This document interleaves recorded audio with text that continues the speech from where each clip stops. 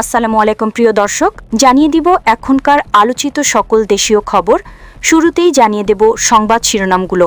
ভোটে জিতে হাঁস খুলে নিয়ে সংবাদ সম্মেলনে রুমিন ফারহানার। আগেই বলেছিলাম সুষ্ঠু ভোট হলে বিএনপির ভূমিদশ বিজয় হবে বলছেন মির্জা ফখরুল। জানাবো বাংলাদেশের সংবিধান রূপরেখা কেমন হবে এবং সর্বশেষ জানাবো বিএনপিকে অভিনন্দন জানালেন মালয়েশিয়ার প্রধানমন্ত্রী। প্রিয় দর্শক, এতক্ষণ দেখছিলেন সংবাদ শিরোনামগুলো, এখন জানাবো বিস্তারিত খবর।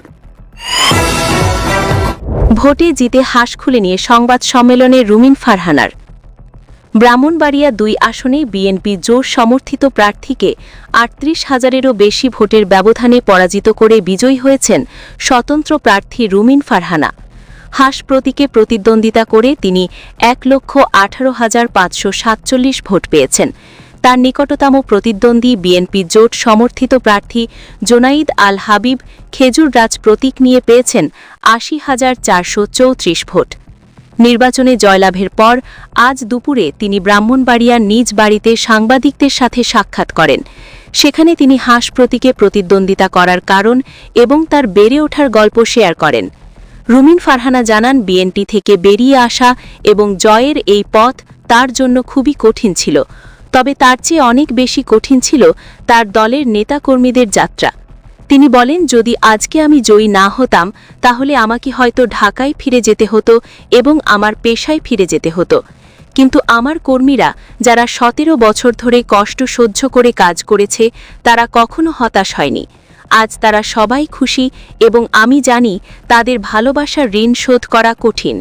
তিনি আরও অভিযোগ করেন, গতকাল দুপুরের পর বিভিন্ন কেন্দ্রে ভোট জালিয়াতির চেষ্টা হয়েছিল এবং ফলাফল আটকে রাখার চেষ্টা করা হয়েছিল।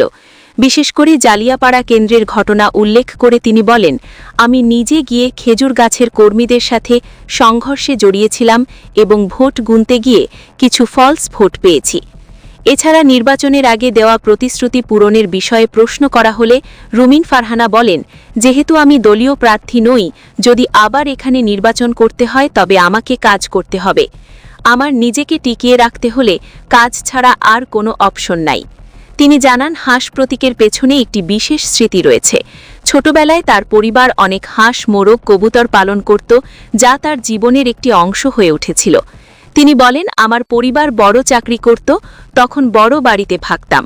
পরে ছোট অ্যাপার্টমেন্টে চলে আসার পর হাঁস মুরগি পালন করা সম্ভব হয়নি, কিন্তু ব্রাহ্মণবাড়িয়াতে আমার হাঁস মুরগি রয়েছে আর অবসর সময় আমি তাদের সাথে কাটাই।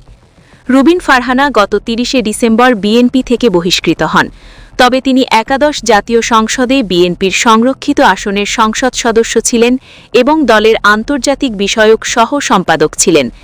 এছাড়া ১১ই ফেব্রুয়ারি বিএনপি জোটের প্রার্থীর বিরুদ্ধে গিয়ে রুমিন ফারহানা প্রচারণা চালানোর পর বিএনপির সরাইল উপজেলা ও বিভিন্ন ইউনিয়ন ও ওয়ার্ড পর্যায়ে ১০ নেতাকে বহিষ্কার করে। আগেই বলেছিলাম সুষ্ঠু ভোট হলে বিএনপির ভূমিদশ বিজয় হবে বলছেন মির্জা ফখরুল। জনগণের প্রত্যাশা সমর্থনের প্রতিফলন হিসেবেই বিএনপির ভূমিদশ বিজয় এসেছে বলে মন্তব্য করেছেন দলটির মহাসচিব মির্জা ফখরুল ইসলাম আলমগীর। নির্বাচনে বড় জয়ের পর নিজ নির্বাচন এলাকা ঠাকুরগাঁওয়ের নেতাকর্মী ও সাধারণ মানুষের সঙ্গে শুভেচ্ছা বিনিময়কালে তিনি কথা জানান। সকালে তার নিজ বাসভবনে দলীয় নেতাকর্মী ও বিভিন্ন শ্রেণীপেশার মানুষ ভিড় করেন।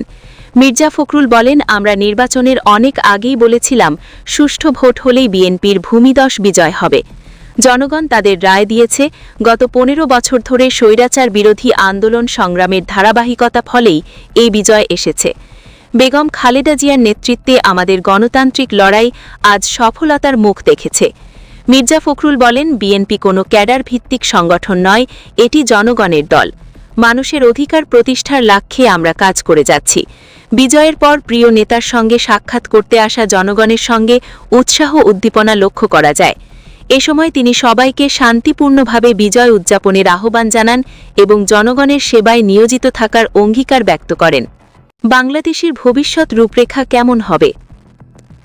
ছাত্র জনতা ২০২৪ সালের গণঅভ্যুত্থান নিয়ে স্বৈরশাসক শেখ হাসিনার পতনের পর বাংলাদেশের ত্রয়োদশ সংসদ নির্বাচনকে একটি বড় সাফল্য বলে মনে হচ্ছে। সংশয়বাদীদের প্রতিরোধের মুখে অন্তর্বর্তী সরকার এবং নির্বাচন কমিশন শান্তিপূর্ণ ও সুরক্ষিত নির্বাচন আয়োজন করতে সক্ষম হয়েছে। এতে প্রশাসন ও নিরাপত্তা বাহিনীর পাশাপাশি দল, প্রার্থী ও ভোটারদের ভূমিকা গুরুত্বপূর্ণ ছিল। কিছু ভোটকেন্দ্রে বিচ্ছিন্ন ঘটনার খবর থাকলেও এগুলো সার্বিক ফলাফলের উপর কোনো প্রভাব ফেলেনি বলে মনে হচ্ছে।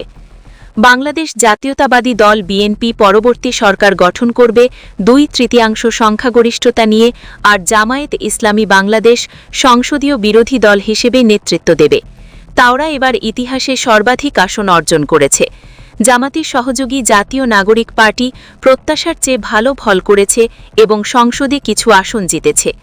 ভোটার উপস্থিতি প্রত্যাশার তুলনায় কম ছিল। আনুমানিক 60% ভোটার ভোট কক্ষে গিয়েছেন। এখন মনোযোগ থাকবে বিএনপি ও এর চেয়ারম্যান তারেক রহমানের দিকে। 17 বছর নির্বাচনের শেষে গত বছরের 25শে ডিসেম্বর তিনি দেশে ফেরেন। দেশে ফেরার 5 দিন পর তার মা, বাংলাদেশের প্রথম নারী প্রধানমন্ত্রী ও বিএনপির দীর্ঘদিনের নেত্রীর মৃত্যু হয়। তখন থেকে তিনি দলীয় নেতা এবং প্রধানমন্ত্রী পদপ্রার্থী হিসেবে অপ্রতিদ্বন্দ্বী অবস্থানে রয়েছেন। এখন তারেক রহমানের প্রথম কাজ হবে মন্ত্রিসভা গঠন করা। যদি সংসদ প্রার্থীদের নির্বাচন প্রক্রিয়ায় কোনো নির্দেশনা দেয়, তবে তিনি সম্ভবত সিনিয়র বিএনপি নেতাদের সঙ্গে নতুন মুখগুলোর মিশ্রণ তৈরি করবেন, যারা 2008 থেকে 2025 পর্যন্ত লন্ডনে নির্বাচনের সময় তার পাশে ছিল। রমজান, ঈদ এবং জাতীয় ছুটির জন্য বিএনপির হাতে কিছু সময় থাকবে নিজেদের সংগঠিত করার। একই সঙ্গে নতুন সরকারের সামনে অনেক চ্যালেঞ্জ রয়েছে। এগুলোতে আছে অন্তর্বর্তী সরকারের কার্যক্রম অনুমোদন, সম্মত সংস্কারের বাস্তবায়ন এবং অর্থনৈতিক প্রবৃদ্ধি উদ্দীপিত করা। এছাড়াও আন্তর্জাতিক অংশীদাররা নতুন সরকারের সঙ্গে যুক্ত হতে চাইবেন। বিরোধী দল জামায়াত ইসলামী বাংলাদেশের দিকেও অনেকের নজর থাকবে। 1990-এর দশকের শুরুতে গণতন্ত্র পুনঃপ্রতিষ্ঠার পর সংসদ কখনো প্রকৃতভাবে কার্যকর হয়নি, কারণ বিরোধী দলগুলো সিস্টেমের মধ্যে থাকার বিষয়টিকে পছন্দ না করে রাস্তায় প্রতিবাদ করত। 2024 সালে শেখ হাসিনাকে ক্ষমতাচ্যুত করার পর সব দল প্রচলিত রাজনীতিকে প্রত্যাখ্যানের প্রতিশ্রুতি দিয়েছেন। নির্বাচন প্রচারণা তুলনামূলক শান্তিপূর্ণ প্রকৃতির এবং ফলাফল গ্রহণের মাধ্যমে সরকার ও বিরোধী দল দুই পক্ষই অতীতের ধারাবাহিকতা ভাঙার সুযোগ পেতে পারে। নতুন সরকার দায়িত্ব গ্রহণ করলে পূর্ববর্তী সরকার দৃশ্য থেকে সরে যাবে। দেখার বাকি থাকবে কোনো অন্তর্বর্তী সরকারের সদস্যদের তাদের পূর্ববর্তী বা নতুন দায়িত্বে রাখা হয় কিনা। অন্তর্বর্তী সরকারের প্রধান উপদেষ্টা professor doctor Mohammad Yunus president পদে আসতে পারেন এমন গুঞ্জন থাকলেও তিনি সম্ভবত দেশে ও আন্তর্জাতিক মঞ্চে মাইক্রো ক্রেডিট, সামাজিক ব্যবসা ও ৩-০ নীতির প্রচারণা চালিয়ে যাবেন। অন্তর্বর্তী সরকারের অবদান খুঁটিয়ে দেখা হবে এবং বিএনপি সরকার বেশ কিছু গুরুত্বপূর্ণ ক্ষেত্রে ভিন্ন পথ নেবে।